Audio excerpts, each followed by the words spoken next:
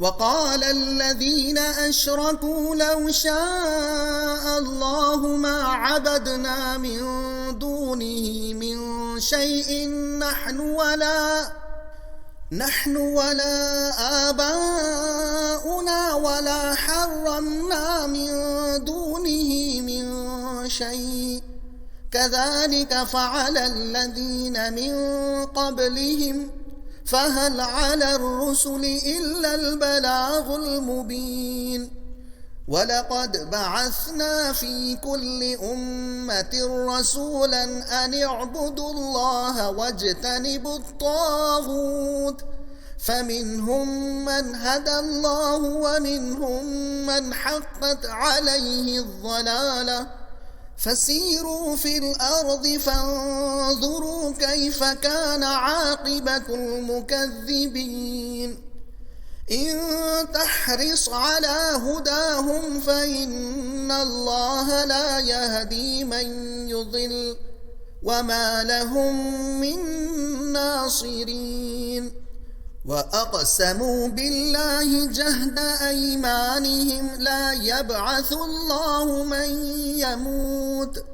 بلى وعدا عليه حقا ولكن أكثر الناس لا يعلمون ليبين لهم الذي يختلفون فيه وليعلم الذين كفروا أنهم كانوا كاذبين إنما قولنا لشيء إذا أردناه أن نقول له كن فيكون مضمون منکرین آخرت کا ایک اعتراض اور اس کا جواب۔ مطلب یہ مشرکین کہتے ہیں کہ اگر خدا کو منظور نہ ہو تو ہم شرک کیوں کرتے؟ ان کو معلوم ہونا چاہیے کہ ہم نے انسان کو ارادہ اور اختیار کی آزادی بخشی ہے اور اپنی مرضی سے واقف کرانے کے لیے ہر امت میں کوئی نہ کوئی پیغمبر بھیجا کہ لوگو اللہ ہی کی بندگی اور عبادت کرو اور طاغوت کی عبادت سے بچو۔ جن لوگوں نے پیغمبروں کو جھٹلایا ان پر دنیا میں بھی عذاب آیا۔ جو لوگ یہ سمجھتے ہیں